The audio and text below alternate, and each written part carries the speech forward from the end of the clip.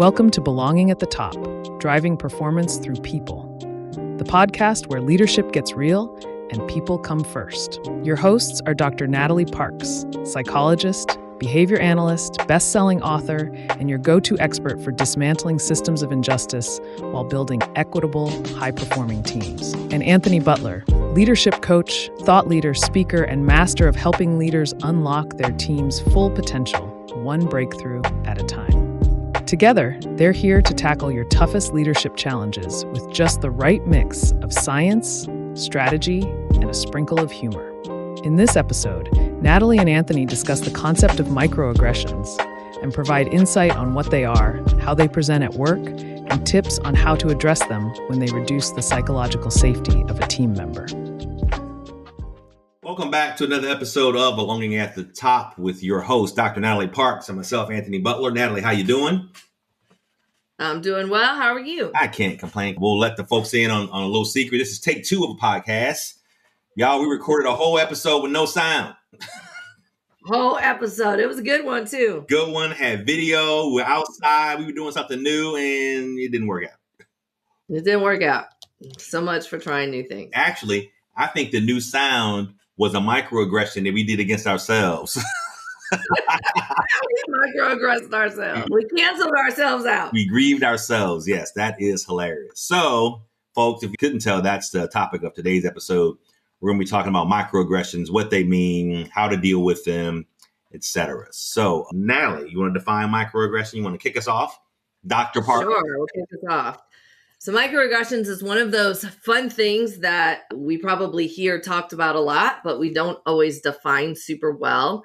I am going to lead it off with one of the pet peeves, at least of some of my friends. One friend, I'll give her the shout out early in the episode, Beverly Kirby, is that there's a lot of subjectivity when we talk about microaggressions, right? We tend to focus on how did you feel? How did you interpret what I said? It doesn't really matter how I meant it, but it matters how you received it. And I will stand on that if I say something that results in your harm and you tell me you're harmed, it doesn't matter if I meant to hurt you or not.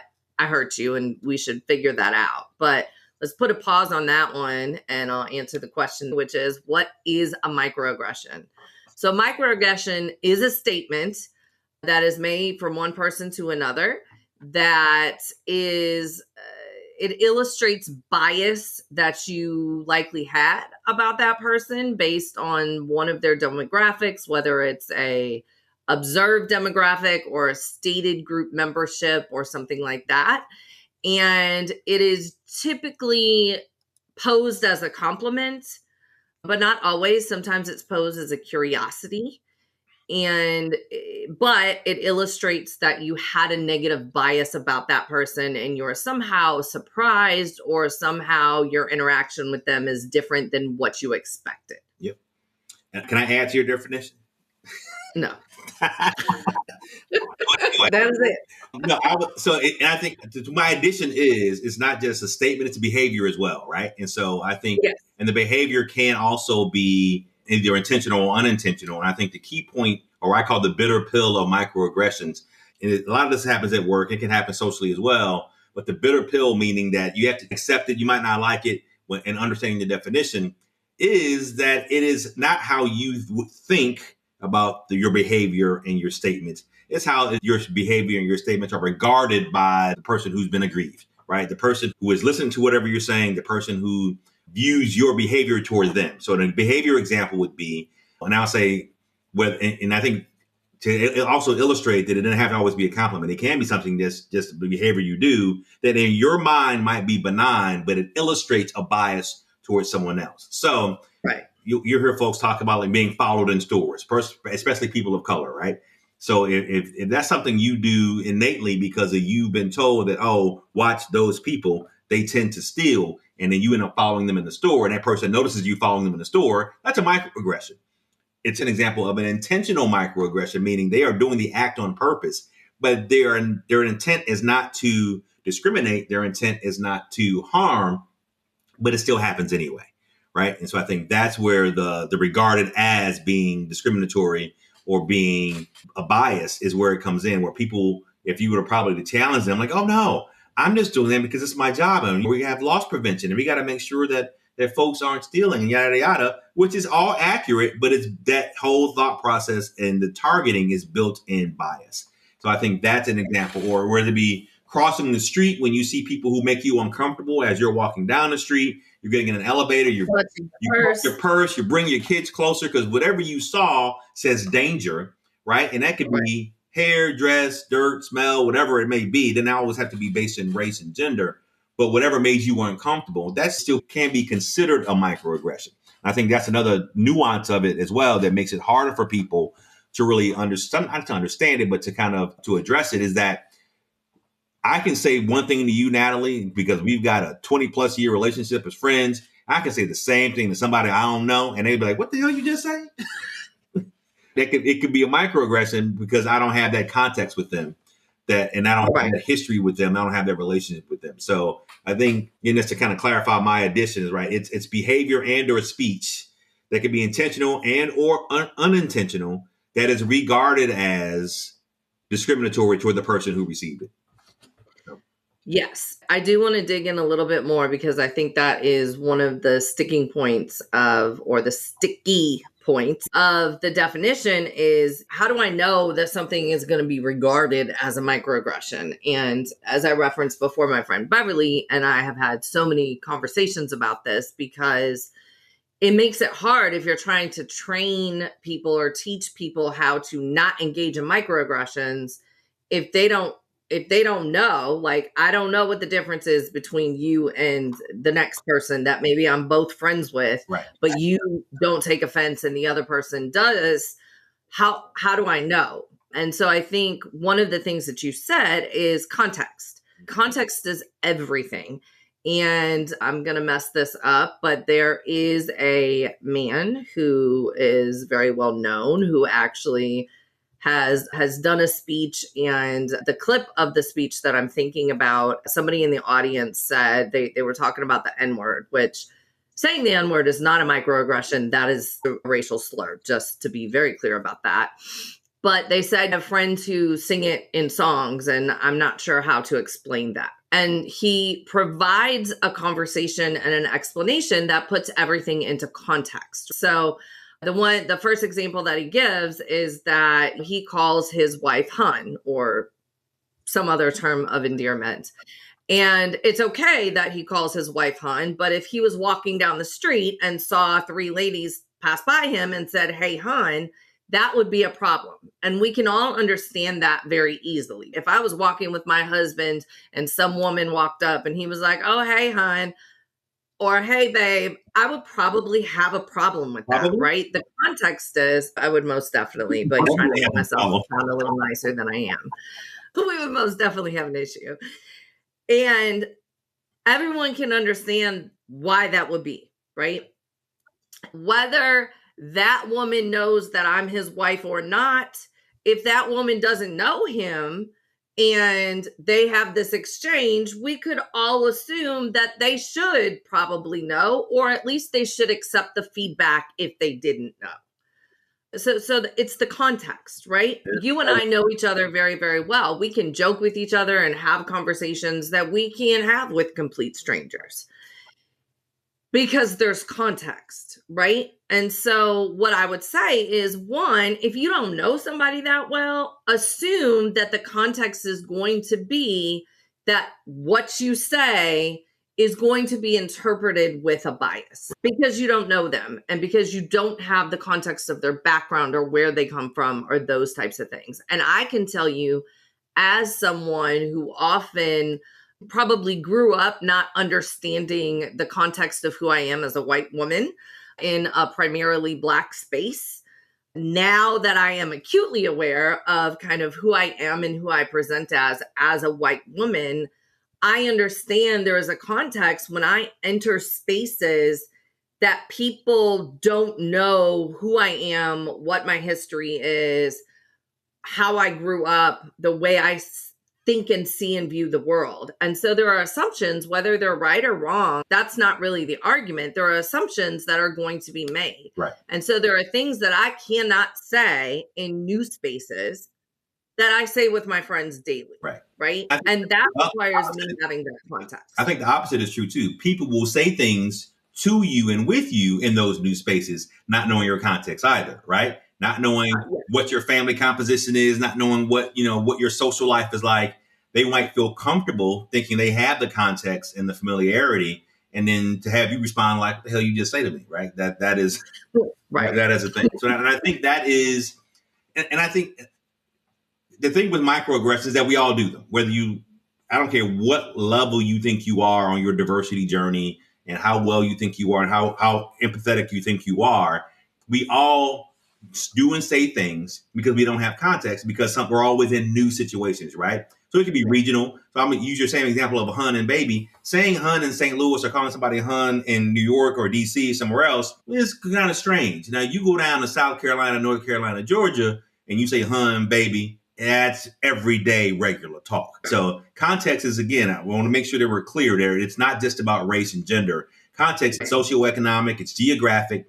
There are things that you have to be aware of that people may take offense to or may not take offense to. So again, if you are that person coming from the South where it's more familial, more relaxed, and you use honey, baby, child, whatever in your everyday conversation, you will be shocked to find as you go north that people don't talk that way. And so you may find yourself and get offended by it. And they're getting offended by it. And you like, I don't understand what's wrong with this girl, because all I said was da-da-da-da-da. And people looking at you like, yeah, that's the problem, is what you said. Vice versa. Folks who are coming down from the north to the south, again, will be always offended because you just going to get gas in a restaurant, you at Waffle House, whatever it is, and you're going to be called honey, you're going to be called babe, whatever that term of endearment is. It's not really just a term of endearment; it's a literal greeting. That's it. Right. It's just a greeting, but there's some context in that greeting. So I think that is. Right. I like to use that example because it kind of takes away from the hot topics of race and gender, just to show that language can be, when taken out of a geographical context or regional context, can be considered a microaggression outside that region. Right. So I think that's another way of looking at it. I think you had an example too. Talk about your walking down the street getting hit example. I don't want to steal your thunder. Well, it's not my thunder. I got this again from Beverly. She was reading a book. I believe it is the So You Want to Talk About Race book, but I will make sure that I get that right and put it in our notes after the show. But she actually said this kind of helped her better understand microaggressions and get over that point where it's so subjective. And the book gave the example of, let's just say you're walking down the street, right? And as you're walking down the street, Anthony, you and I are walking down the street together. And every 5 to 30 seconds, it's completely unpredictable, somebody just punches you. Sometimes it kind of hurts. Sometimes it's just annoying. No big deal. But you don't say anything because you can't, because you don't know where they're coming from. And they just randomly kind of happen. And we get to the end of the street, to the corner, and somebody is talking real wild with their hands. Like they're very animated. Their hands are going everywhere. And as they're talking, their hand flails out and punches you in the arm. And they punch you right where a bruise was left as you were walking down the street. And you're like, yo, why did you just punch me? And this is where you finally say something, or you get angry, or whatever the response is. And the person, so I'm going to pause here. Number one, let's understand that you're not just reacting to that one individual instance, right? You're not reacting to the one microaggression that this one person did. You're reacting to the fact that you just walked 3 blocks and people were randomly punching you from out of nowhere. And because it was coming from all sides and all angles, you also had nobody you could be specifically mad about or mad at. You couldn't correct anyone until now, finally, here is the visible person. Right. Right.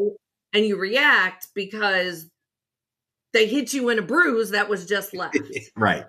But their response is, I'm animated and it's a free country and I can talk with my hands. And maybe you should have watched out for my hands instead of me hitting you, i.e., why you so sensitive?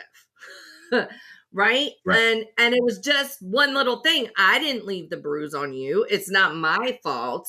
My intention was not to hit you, so why are you so upset about it? These are all the things that we hear, but we can, again, easily understand that even if I'm talking with my hands in a very animated way, if I reach out and smack someone, it doesn't matter if I meant to smack them or not. Right. I smacked them, and I should accept that they might have hurt and say sorry. And if I don't realize that I smacked them and they say, why did you just smack me? My response shouldn't be, well, I didn't intend to smack you. I can talk with my hands. It's a free country, all of these things, right? And I didn't understand that if I talked with my hand, it might reach out and smack you. Right. Those are the things that I think make it a little more concrete and a little more understandable. And it's again, I think sometimes when we can put them in context of very clear. I was going to say black and white, but then I'm like, we're not. Don't conflate it with race, but very clear understanding of different situations where we all agree if you hit someone, it's okay to say sorry, and that's not a big deal. Regardless of if you hurt someone's feelings, if you engage in a microaggression, it's okay to say sorry. Like, it shouldn't be this big thing, right?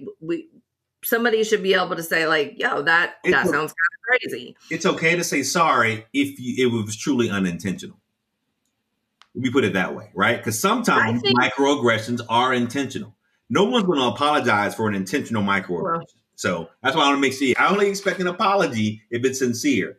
So if you knew what the hell you was doing and you did it anyway, don't apologize to me. But is that really a microaggression, or is that just aggression? I think the microaggression is the smaller act. Right? It's still an aggression, but it's not an overt act. So to take it away from, not overt, it's not a large overt act. So I think the following in the store, y'all do speak English well. I think those are aggressions, but it's a small aggression, right? It doesn't affect your data. It doesn't affect the term or condition of your employment. It doesn't affect how much money you make. It doesn't affect if you can buy a house. It's not systemic in its discriminatory impact, but it still has an impact. And I think that's one of the other things about microaggressions too, that although they may not be large or grandiose acts, it's the accumulation of them over time that has the wearing effect on people. And I think you are correct. It is. So you want to talk about race, and it was Ejima Oluo, who is the author of the book. I want to give her proper there you go. as well. But yeah, but I think that is the difference as well, right? So sometimes and I kind of want to turn a corner to, like, why are we talking about microaggressions on a Belonging podcast? I think that is, and then you were kind of going there. If you have been notified that your statement or behavior has a disparate impact or has a negative impact on someone, if you are a leader or a team member or whatever who wants to create cultures of belonging, that's with the self-awareness and at least the grace and empathy to say, hey, that's not what I meant to do. I am so sorry. I think that goes a long way in creating empathy among your teammates and empathy among your family, empathy in belonging in your community, that you have that self-awareness and not be so defensive if it's brought to your attention. I think where the rubber meets the road to continue that is that if you've been put on notice, that thing is being received as discriminatory, stop doing that thing, right? You're not creating a culture of belonging if your response is, oh, I'm sorry that I didn't mean to offend you that way. But that's just you. Everybody else thinks I'm funny and they take it as a joke. That's not the response. I'm going to keep doing it. I'm going to keep doing it anyway. I just think you special and you are a social hypochondriac. Everything bothers you. I am not going to change my ways because I offended you, but I am sorry I offended you. You're halfway there. But you haven't really internalized that behavior may be problematic.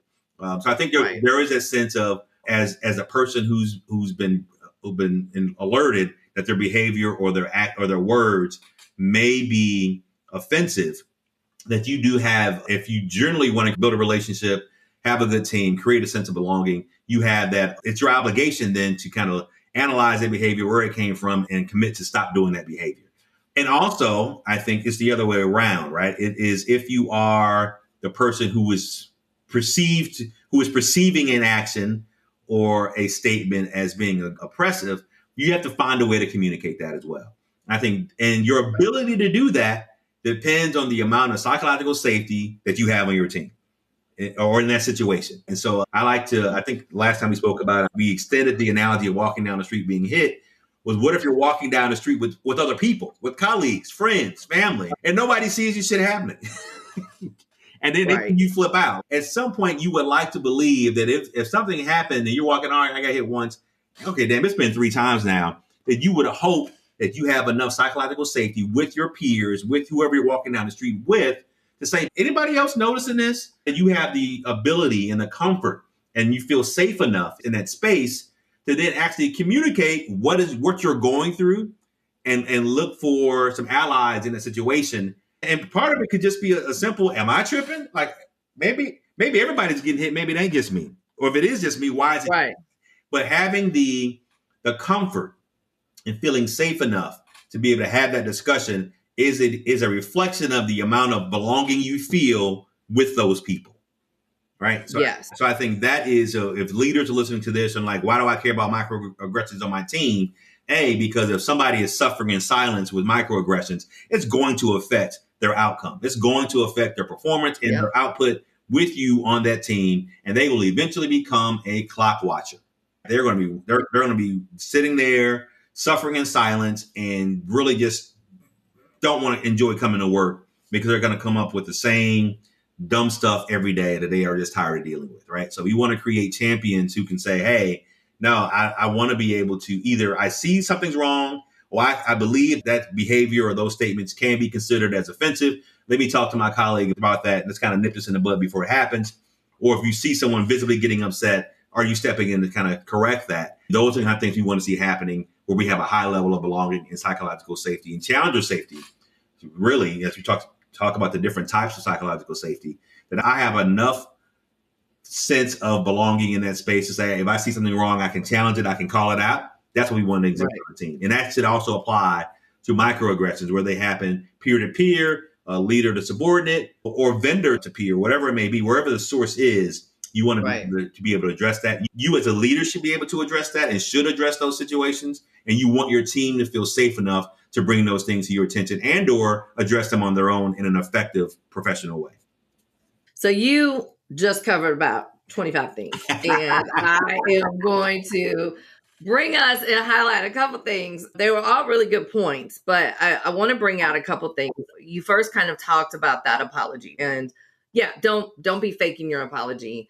I do want to say, though, if you value people, if you value the other person, whether you agree with it or not, if you value someone, you would hopefully at least be sorry that you hurt them. You may not agree that they should have been hurt. You may not agree that it was hurtful or any of those things. But if you value somebody, and I would hope, especially our leaders who are listening, that you value everyone on your team because everybody does have something to contribute, that you're at least apologizing for the harm that was caused. Yep. I think the other thing is taking accountability and having that humility and apologizing doesn't mean you agree with it. And I think sometimes we run into these things. I work with a lot of more conservative cultures and a lot of things come up and they're like, well, I don't agree with that. And I'm never going to be okay with that. And blah, blah, blah, blah, blah. It doesn't matter. I don't care if you agree with it or not, but fundamentally, I think most of us want to be treated with respect and have respect for other people. And so I may not agree with everything that you do, but I can still value you as a human, as a contributing team member, and as somebody who had the courage enough to tell me that something I did or said resulted in harm. So I want to make that really clear. You don't have to agree with it to be sorry that you hurt somebody. Right? There's a difference there. It's an emotion of the pain. I get that. Right. Yeah. Now, if you meant to hurt them, then that's something totally different. Don't apologize for that and just admit that you're the asshole you are. So I think the next one is, I did want to, we talked a little bit about context, and I do enjoy and appreciate the fact that you stressed microaggressions are not just about like the demographics and the historical demographics that have been oppressed. I do also think it's important that as we put things into context. So if I am talking to someone from the South, I remember when I was moving from Baltimore to Atlanta and we stopped in one of those small towns, we were ordering some chicken and I was at the drive-through and my mom still laughs about this because I'm used to Northern way of ordering things. So I was like, this is what I want. Blah, blah, blah, blah, blah, blah. And the lady was like, oh, hun, just slow down. What are you saying? Like, why are you in such a hurry? And I laughed about it. It was so funny. And that is my horrible impression of a Southern accent. I was going to call it out. Like, what was that? What voice was that? Right, clearly, I don't have the Southern accent. But she called me hun. She told me I was in a hurry. She told me, and it wasn't that. It was just that I had moved from where when I ordered my cheesesteak, if I didn't immediately say exactly what I wanted, if I paused to consider if I wanted with or without cheese whiz, I wasn't getting a cheesesteak. So I moved from a very fast-paced culture to a much slower one. And some people might have appreciate, you might be like, that's a microaggression. Why you call me fast? Why you call me hun? Why did you do all of these things? But in the context of where we were, it made total sense. Right. I was in a slower moving, slower paced, where people speak slower, where people call each other, as we already said. And so it is important to also understand, whether you agree with it or not, oppression has existed. And it has existed historically with certain demographic variables. And when we're talking about microaggressions, you should put that context in there as well. Now, whether you think that oppression continues or not continues, we can all agree that there has been oppression in the past, at the very least. And so put it in that context.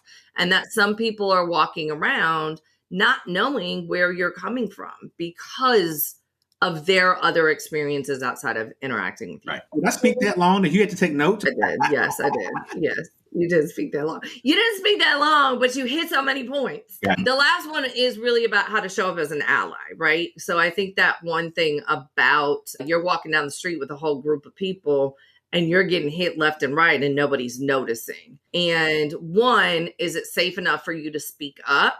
But I think there's a moment before you speak up that you're probably asking yourself, like, am I truly the only one that sees this? Right. Like, do you not see my arm flying back or my head getting punched? Like, how is it that I am with this group of people that truly doesn't notice? And that in and of itself can sometimes break down some of that psychological safety. To that, I will say, I'm going to tell this story. We were at the International Behavior Analysis Conference this past May. And I wasn't here for this, but I had just walked away from the group when it happened. But there were 5 people. So there were 2 men, 3 women, all Black, standing on the street. And 2 of the women were having a rather heated, they were having a differing of opinions. And so they were very, very involved in their discussion.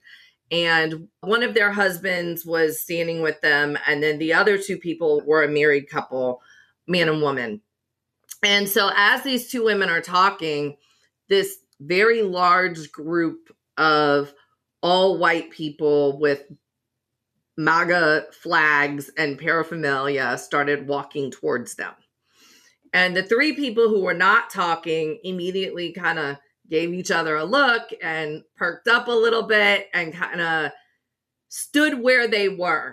And from their perspective, there was this moment of we're not moving out of the way because we were here and we're going to stay here.